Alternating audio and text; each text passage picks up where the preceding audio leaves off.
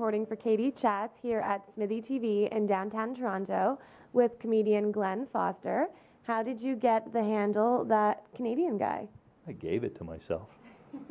No, what happened was I was working in England, and I was in some tiny little pub somewhere, and after the show, it was so crowded. As I'm walking out, all I can hear is, "That Canadian guy, he was funny. I like that Canadian guy, that Canadian guy, that Canadian." So I thought, it sort of cemented the fact that people don't really pay attention to names. But it's more than that. It's not, see, everyone thinks it's a patriotic thing, but it's not really that. What it is more of a joke of, you'll watch a Canadian show or movie or something like that, and if you're talking about the next day, you go, "Oh, who was in it? Oh, that Canadian guy." Right? So it's that sort of thing.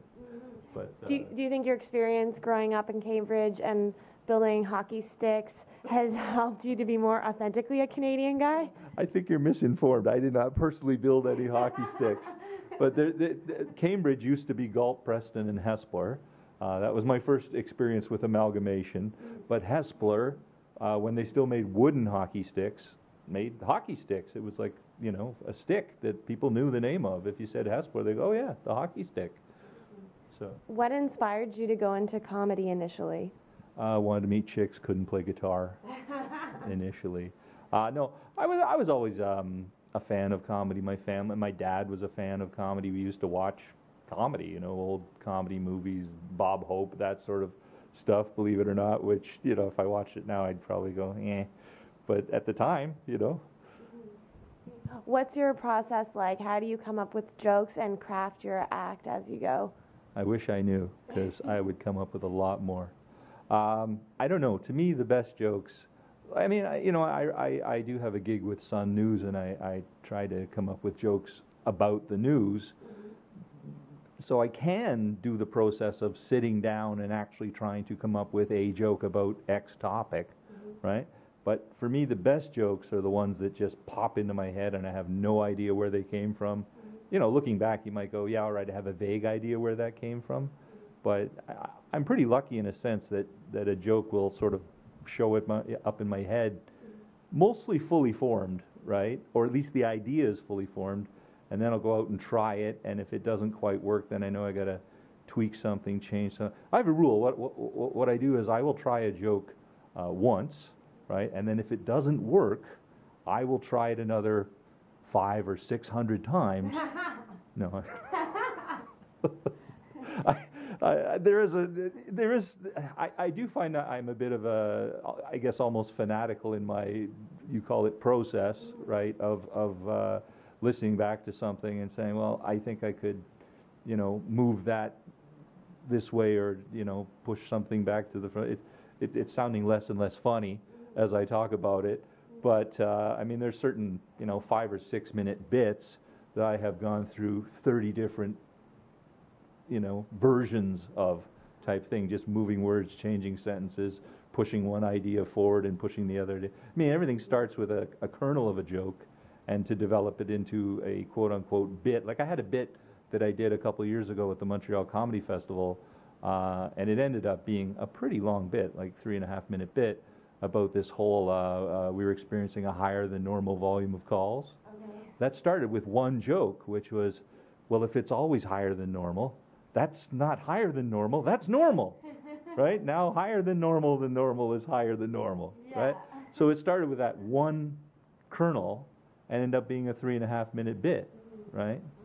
And what do you think, I mean, you've had so much experience, what do you think makes a joke funny, if you can speak to that? What makes a joke funny? Oh boy. That's a tough one. I think partly what it is I know in my case, I'm giving, it's almost like I've given you this little puzzle, and I've given you most of the pieces, but you hopefully have a piece in your head already, like a reference type thing. Any subject you can name, you already carry certain references in your head about that. So if I can give you these pieces of a puzzle, and you connect all that together with what's already in your head, just a second before I say it, right? Then That, yeah, not funny at all as I explain it, but. So there has to be some part of relatability. It either has to be a self-contained joke whereby I give you all the pieces that you need to assemble the joke in the setup, or it has to be a joke where the piece that completes is already in your head and you find that yourself with the bits that I give you. I like to think that my jokes are almost like IKEA, you know, there's like a few missing parts until you go, oh yeah. Right? And you have Prickly coming out soon. What can we expect on that? Prickly is called, I did a show at the Rose Theatre in Brampton. And so I was looking for my background is advertising, right? Or as I like to say, I used to work in advertising, but now I use my powers for good. But, so I was looking for a connection to Rose, right? So I was thinking things like, oh, you know, blooming at the rose or blooming mad or right, whatever. And I finally came up with Prickly, which is good because it describes me. Not only is it a good rose analogy, you know, rose connection, prickly, rose. Thorny was another possibility, but that looked almost like horny when you put it on the typeface. But okay, now I've lost my train of thought. So it describes you as a person as well? It describes me as that's right, thank you, yes. It describes me as this 50-something guy who's just pissed off with a lot of stuff, you know. So Prickly, yeah, yeah. And what types of material can we expect on there? Funny, yeah. There's a lot of stuff on there that is, my favorite jokes are the ones that go right to the edge of, is that funny or is that, in fact, my line for it is people, we draw these lines, especially in Canada. You know, we'll say, well, that's not funny, that's offensive. No, it's funny and offensive. Yeah, it's not offensive if it's funny. That's my whole thing. Yeah. My whole thing is if you don't laugh and then tell me it's not funny.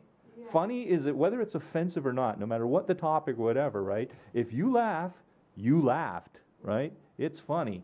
Don't come back and say, oh, I'm sorry I laughed at that. That was a complete mistake. I didn't mean. Those are my favorite jokes. The ones where people laugh despite themselves, despite what their, you know, their personal feelings about the subject matter joke, whatever, right?